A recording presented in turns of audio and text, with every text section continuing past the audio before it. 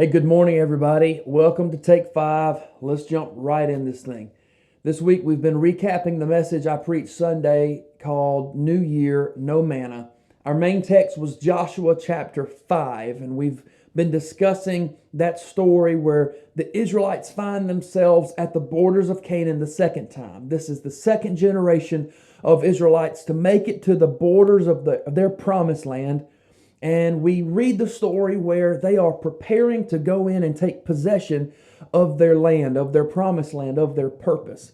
And we've been discussing this week two things that this generation has done differently than the first generation to make it to the borders of Canaan, to ensure that they take possession of that purpose, that they actually go in and take possession of their promised land. And that first one was that they remembered. This generation just took the time to remember all the things that God had done for them over the course of their nation's history. And the second thing we've been talking about is that they took responsibility.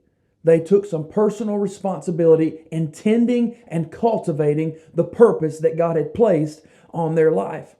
Now imagine for just a moment how absurd it would have been for the Israelites, instead of cultivating and utilizing the produce of the promised land, the food and the produce of the new land, to have continued to rely on the manna that they had been being fed by God for the last 40 years in the desert. The fact that God rained down food from heaven was a fantastic, just an awesome miracle. But the truth is, miracles are not supposed to be the thing that sustains us daily.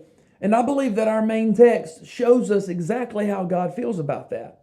One last time, let's read those three verses in Joshua chapter 5. It says, "While the Israelites were camped at Gilgal on the plains of Jericho, they celebrated Passover on the evening of the 14th day of the first month.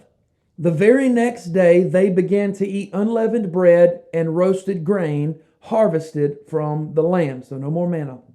Verse 12 says, "No manna appeared on the day they first ate from the crops of the land, and it was never seen again." So from that time on, the Israelites ate from the crops of Canaan. Once the Israelites took some personal responsibility, all of a sudden, the miracle of the manna dried up. God halted the manna from falling anymore as soon as the Israelites had eaten from the crops of the land of Canaan. And after all, if you think about it, isn't this exactly what God wanted in the first place? I mean, God had promised the nation of Israel a land flowing with milk and honey. Why would he then change his tune and desire that they continue to eat manna once they entered that land of promise? The truth is, most of us love miracles. We love the supernatural. We love to see God move in mighty ways. And that's not necessarily a bad thing, but we have a tendency, especially in the Pentecostal church, of allowing the possibility of miracles to be an excuse for our lack of personal responsibility.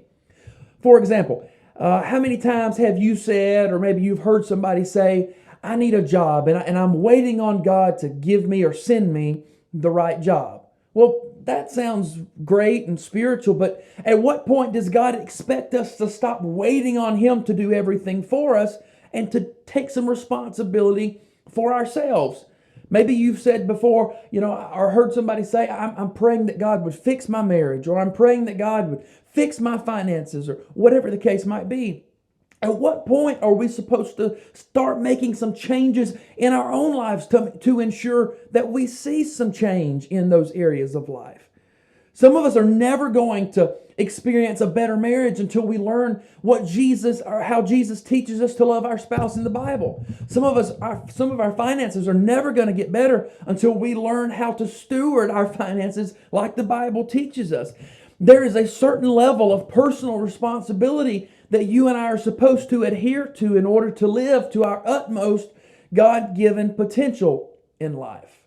There's a personal responsibility tied in directly to it.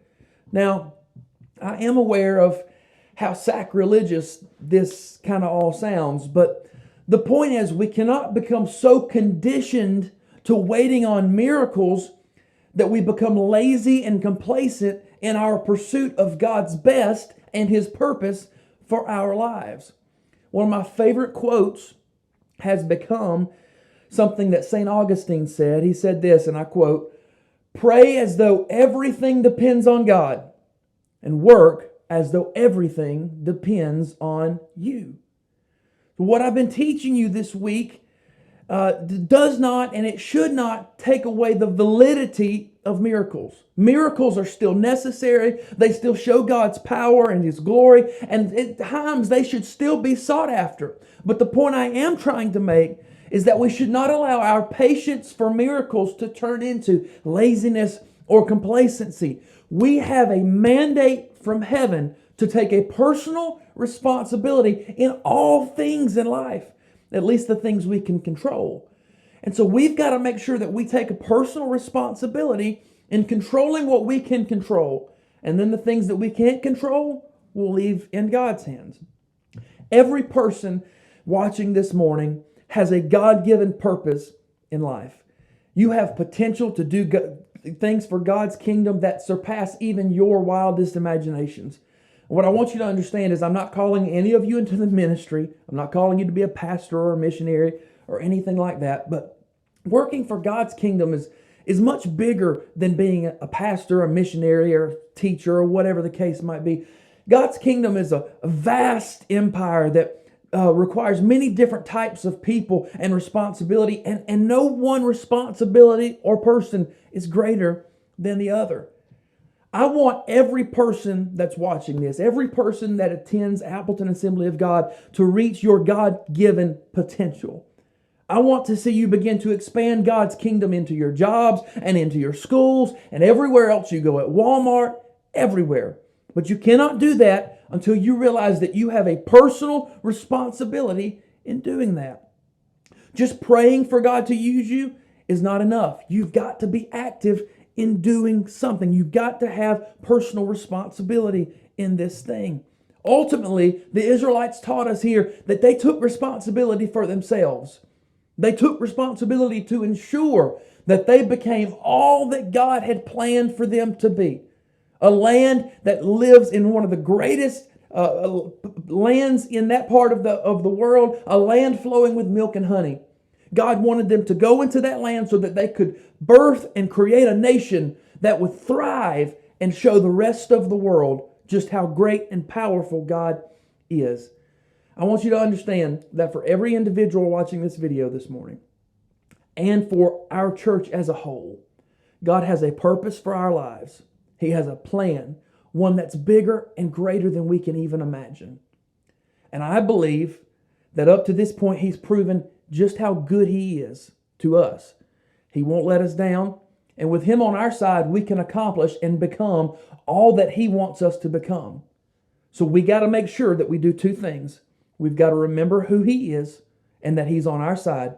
And we've got to ensure that we take personal responsibility in this purpose. So for this new year, I say for all of us watching, no more manna. The past has been great. God has been good to us. The manna, the miracle of the manna has been great, but it's time to move on to better. There's a land flowing with milk and honey for every person watching this in your individual life, and there's a land flowing with milk and honey for this church in this community. We've got to make sure that we take personal responsibility in becoming all that God wants us to become. If we'll do that, man, the future is very, very bright for us. I really, really believe that. So, new year, no manna. No more manna. I love you guys. I have so enjoyed being with you this week.